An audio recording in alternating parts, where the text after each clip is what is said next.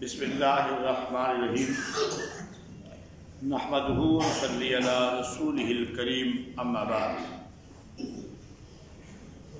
حضرت ابو ہریرہ رضی اللہ تعالی عنہ سے روایت ہے کہ رسول اللہ صلی اللہ علیہ وآلہ وسلم نے فرمایا، فرض نمازوں کے علاوہ سب سے زیادہ افضل نماز رات کی نماز تہجد ہے۔ فرض نمازوں کے علاوہ سب سے افضل نماز رات کی نماز تہجد ہے۔ دوسری روایت بھی حضرت ابو ہریرہ رضی اللہ تعالیٰ عنہ سے ہے، فرماتے ہیں کہ رسول اللہ صلی اللہ علیہ وآلہ وسلم نے فرمایا کہ روز اللہ تعالی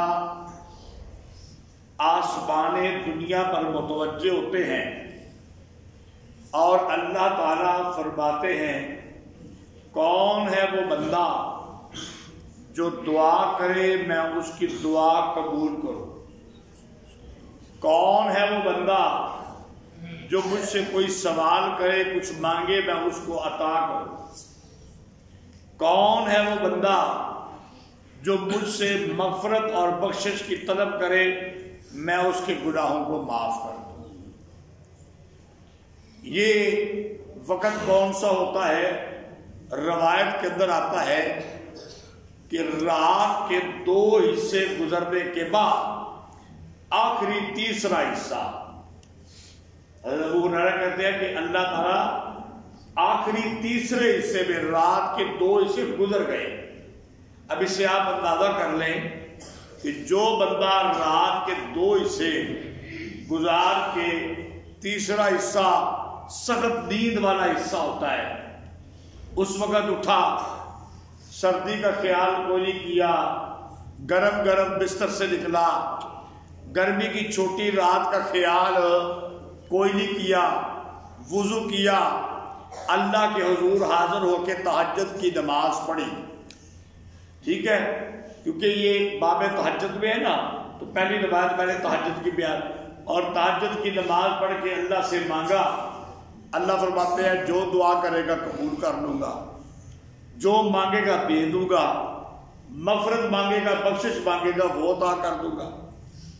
ایک چھوٹی سی روایت اور، حضرت عمر بن ابسہ رضی اللہ تعالی عنہ فرماتے ہیں کہ رسول اللہ صلی اللہ علیہ وآلہ وسلم نے فرمایا کہ اے عمر، بندوں کے سب سے زیادہ قریب، بندوں کے سب سے زیادہ قریب اللہ تعالی رات کے آخری حصے کے درمیان والے وقت میں ہوتے ہیں۔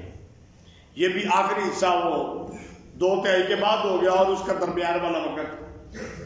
عمر بن ابسہ سے آپ فرما رہے ہیں کہ اے عمر، اللہ تعالی بندوں کے سب سے زیادہ قریب رات کے آخری حصہ کے درمیان والے وقت میں ہوتے ہیں۔ میں چاہتا ہوں جو بندے اس وقت اٹھ کے اللہ کی عبادت کرتے ہیں، اللہ کی بندگی کرتے ہیں، مطلب یہ ہوا کہ تہجد کی نماز پڑھتے ہیں، اللہ کا ذکر اذکار کرتے ہیں، تو بھی انہی میں سے ہو جا۔ یعنی صحابی کو نصیحت کی کہ یہ بہت اہم وقت ہے رات کے آخری حصے کا۔ کچھ اللہ کے بندے ایسے ہیں جو اس وقت اٹھتے ہیں اور اللہ کا ذکر کرتے ہیں، بندگی کرتے ہیں، یعنی تہجد پڑھتے ہیں، تو میں چاہتا ہوں کہ تو بھی انہی میں سے ہو جا، یعنی تو بھی ایسے کیا کر۔ تو یہ تینوں روایات جو میں نے بیان کی ہیں، اس سے مراد یہ ہے کہ تہجد کی نماز کی بہت بڑی فضیلت ہے۔ قرآن مجید کے اندر بھی آیا نا، نبی اکرم صلی اللہ علیہ وآلہ وسلم کے بارے کے اندر، کہ آپ صلی اللہ علیہ وآلہ وسلم کو فرمایا گیا ہے کہ رات کا کچھ حصہ یہ تہجد ہے، تیرے لیے نفل ہے، ٹھیک ہے؟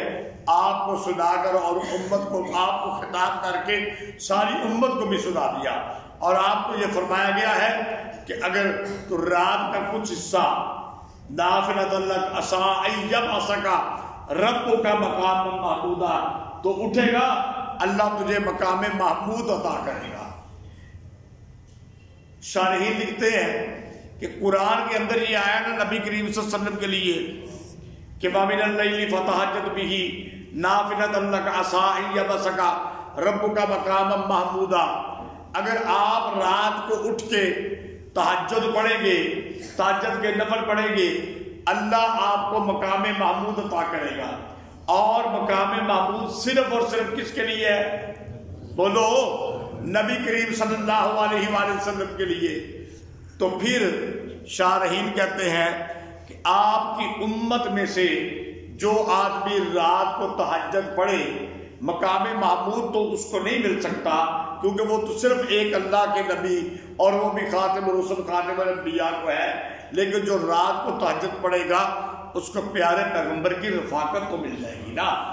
آپ مقام محمود میں ہے تو اس کو پیارے پیغمبر کی رفاقت تو مل جائے گی۔ اس لیے تہجد کی بڑی فضیلت ہے۔ اللہ تعالیٰ ہمیں پڑھنے اور اس پر عمل کرنے کی توفیق عطا فرمائے۔ وما علینا۔